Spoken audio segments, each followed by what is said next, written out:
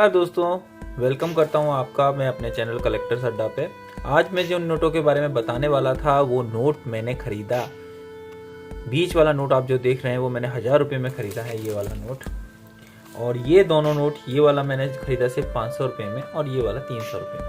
अब मज़े की बात ये है कि ये फर्स्ट इशू है 20 रुपीज़ का एस जगन्नाथन 1972 में रिलीज़ हुआ था। पार्लियामेंट इशू बोलते क्योंकि इसके बैक साइड पे पार्लियामेंट बना हुआ है। बाकी इसके क्या फीचर्स हैं वो भी मैं आपको बताऊंगा, बट ये वीडियो मैं इसलिए बना रहा हूँ थोड़ा क्योंकि इसमें जानकारी भी मिलेगा कि मैंने अगर लिया है ये वाला नोट मिडिल वाला, तो ये मैंने 1000 रुपये में क्यों लिया और ये सिर्फ 500 रुपये में, ये 300 रुपये में। जबकि इसकी गवर्नर के हिसाब से वैल्यू देखी जाए तो यूएनसी कंडीशन अगर देखें तो ये आपको 800 रुपये में आज की डेट में मिल जाता है। ये वाला आपको 600 रुपये में मिल जाता है। ये वाला लगभग 600-700 रुपये मिल जाता है। तो हाई रेट इसका होना चाहिए था, पर मैंने इसके लिए 1000 रुपीज़ क्यों पे किए, उसका रीज़न है मैं आपको बताता हूँ।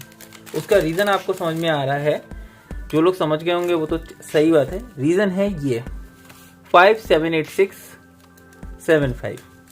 तो सीरियल नंबर जो है वो स्पेशल होने की वजह से मुझे उसका रेट ज़्यादा पे करना पड़ा। इससे फ़ायदा क्या होता है, देखिए ये रिलीज़ हुआ था 1972 में, लगभग आज से समझ लीजिए 50 साल पहले। आज तो 2023 हो गया, 50 साल 51 साल होने को आए। तो उस जमाने का अगर नोट मिल रहा है और वो भी स्पेशल सीरियल नंबर के साथ, इसमें इवन लोअर नंबर भी अगर रहता है, जैसे 6 डिजिट है, अगर शुरुआत की 2 डिजिट 00 होती और बाकी कुछ भी 4 होता तो भी इसकी कीमत बढ़ जाती। अब ये 786 होने की वजह से क्या हुआ, इसका रेट हाई हो गया और फ्यूचर में इसका रेट बढ़ेगा ही बढ़ेगा, क्योंकि ये नोट तो अब छपने तो है नहीं, बंद हो चुके हैं। तो इसलिए इसका रेट मेरे को ज़्यादा पड़ा। इन्वेस्टमेंट के हिसाब से मैं एक चीज़ बोलना चाहता हूँ, कई लोग हैं जो कलेक्ट नहीं करते हैं, सोचते हैं कि भाई नोटों को कलेक्ट करना ज़्यादा फायदेमंद नहीं है और वीडियो देख लेते हैं, लाइक करते हैं, शेयर करते हैं, नो प्रॉब्लम। बट मैं आपको एक चीज़ बोलना चाहता हूँ, बैंक में आप रुपये रखते हैं, उसका रिटर्न आपको कितना मिलता है, जस्ट ऐसे बोल रहा हूँ। सेविंग में आपको मिलेगा 4 to 5%, FD करा देंगे तो 7 to 8%। आज की डेट में एक नोट की एक साल में ही कीमत लगभग आपका 10% से लेकर 20% के रेट में बढ़ जाती है। आज से एक साल पहले ये नोट कम में मिल रहे थे, ये वाला आपको मिल जाता था 600 रुपये में, ये 300 रुपये में, ये भी 300 रुपये में। आज इनके रेट बढ़ गए। रीज़न है, एक तो सर्कुलेशन में है नहीं, अब ये कहीं मिलते नहीं है, कलेक्टर्स के पास मिल जाते तो मिल जाते हैं। इसलिए मैं तो अपने नए कलेक्टर्स को यही राय दूंगा कि आप कलेक्ट कीजिए तो रेयर गवर्नर और स्पेशल सीरियल नंबर वाले नोट करिए, उनका रेट 100% बढ़ेगा ही बढ़ेगा। ये नोट जो मैंने अभी खरीदा 1000 रुपीज़ में लिया था, आज की डेट में भी अगर इसको देने जाऊंगा तो मेरे ख्याल से अच्छा कलेक्टर मिलेगा तो 1200 से 1500 पे कर देगा। बट मेरे को देना नहीं, मेरे को अपने पर्सनल कलेक्शन के लिए चाहिए। तो चलिए अब शुरू करते हैं हम अपना मेन वीडियो। हमारा मेन वीडियो था कि 1972 में, अब आपको पता है कि मैं जब भी बताता हूँ तो थोड़ा सा डिस्क्राइब करके बताना ज़्यादा पसंद करता हूँ। तो हम अपना पेपर निकाल लेते हैं। देखिए ये जो अपने नोट थे ना, ये सब रिलीज हुए थे 1972 में। अब आप बोलेंगे कि एक ही ईयर में रिलीज हुआ, उसका रीजन था बहुत बड़ा। जब ये पहला वाला नोट रिलीज हुआ तो इसमें क्या था, आप यहाँ देख सकते हैं। ये आपको जो दिख रहा है ना डिजाइन, पास कर देता हूं मैं आपके लिए। ये देखिए, ये जो डिजाइन है इसको बोलते हैं फ्लावर, और क्लोज लोटस में इसको बोलते हैं। लोटस शेप है ये और क्लोज लोटस। आप बोलेंगे कि क्लोज क्यों है, अब आप इसका सेकंड इशू देखिए।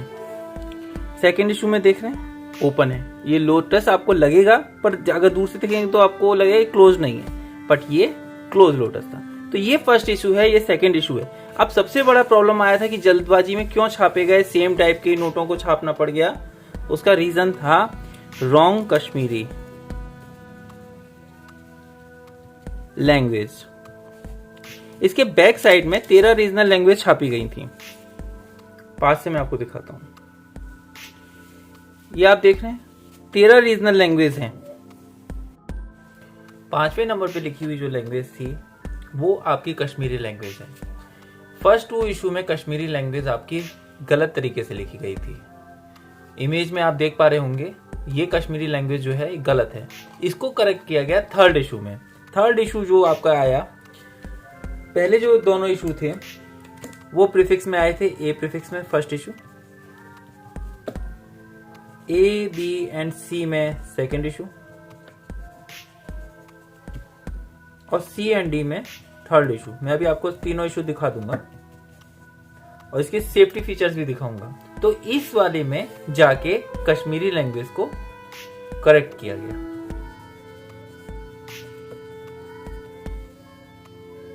चलते हैं इन तीनों इशू में जो सबसे इंपॉर्टेंट सेफ्टी फीचर्स था। तो बाकी सब तो आपको पता है कि 20 रुपीज लिखा हुआ है, 2 जगह पे सीरियल नंबर लिखा हुआ है, शील्ड टाइप वाटरमार्क के लिए है, शील्ड टाइप दूसरे में अशोका पिलर के लिए, ये सब आपको वेब में मिल जाता है। बट मेन सबसे इंपॉर्टेंट चीज है जिससे आपको पता चलेगा कि आपका नोट असली है कि एक कहीं प्रिंटर से निकाल के छाप के आपको बेच के बेवकूफ नहीं बना रहा है कोई फ्रॉड। तो चलिए वो देखते हैं। सबसे इंपॉर्टेंट मैं आपको पास में ले चलता हूँ सेफ्टी फीचर्स दिखाने के लिए। जब हम इसको देखिए लाइट में ले जाएंगे तो हमें क्या दिखेगा, सबसे इंपॉर्टेंट चीज अब देखिएगा, आपको दिख रहा है ये RBI, ये सबसे इंपॉर्टेंट है छिपा हुआ। अगर इसको हटा दें हम लाइट को, नहीं दिखेगा। लाइट में लाने पे RBI प्लस आपको जो शील्ड टाइप का जहां अशोका पिलर लिखा था वहां पे एक 20 रुपीज दिखेगा। ये इसके सेफ्टी फीचर्स थे, है ना मस्त। चाहे कोई अभी कितना भी कर ले पर प्रिंटिंग में ये सेफ्टी फीचर्स नहीं ला पाएगा। प्लस इसमें एक सेफ्टी के लिए सिक्योरिटी आपका थ्रेड दिया हुआ था। वाटरमार्क आपका अशोका है, बट ये दो फीचर्स उस समय सबसे इंपॉर्टेंट ऐड किए गए थे। आपका RBI 20 आज की डेट में भी आता है RBI लिखा हुआ, पर वो सेफ्टी आपका थ्रेड जो होता है उसी में लिख के आ जाता है। तो ये दो चीजों को अगर आप गौर करेंगे तो कभी भी आप एक कोई नकली नोट या फ्रॉड नोट को नहीं ले पाएंगे। तो कुछ और जानकारी भी ले लेते हैं इसकी। अब जैसे आपको ये पता ही है, एस जगन्नाथ जो थे हमारे 16 जून 1970 से लेके 19 मई 1975 तक आपके गवर्नर थे RBI के। जो ये आपका नोट था, इसका साइज की बात करें तो 147x63 mm का साइज था। कलर मल्टी कलर था, रेड मेनली ऑरेंज में बोल सकते हैं, और कई जगह पे आप देखोगे तो मल्टी कलर भी लिखा हुआ मिल जाएगा। सबसे इंपॉर्टेंट बात तो मैंने आपको बता ही दिया, शील्ड टाइप का 2 शील्ड बनी हुई थी, जिसमें एक में आपका अशोका पिलर था और दूसरे शील्ड में आपका वाटरमार्क था। 2 जगह सीरियल नंबर थे। बैक साइड की अब रिवर्स की बात कर लेते हैं। रिवर्स में आपका पार्लियामेंट बना हुआ है। 13 रीजनल लैंग्वेज लिखी है, जो फर्स्ट और second issue, first and second में रॉन्ग थी, थर्ड में जाके उसको सही किया गया।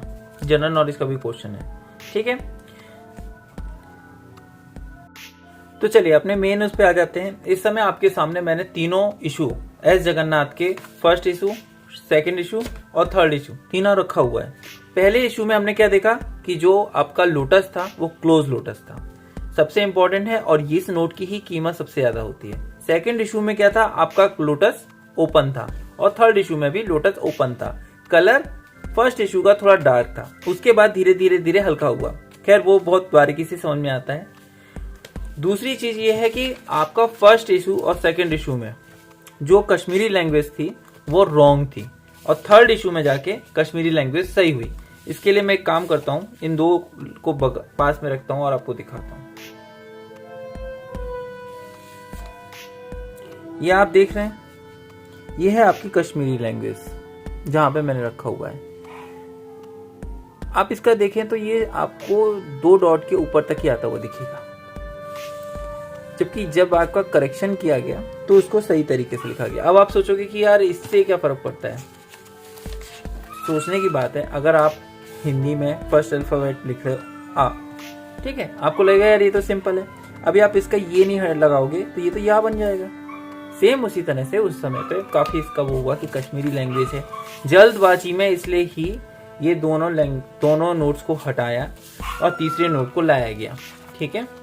तो कीमत आज की डेट में किन 2 नोटों की ज्यादा है, फर्स्ट इशू, थर्ड इशू।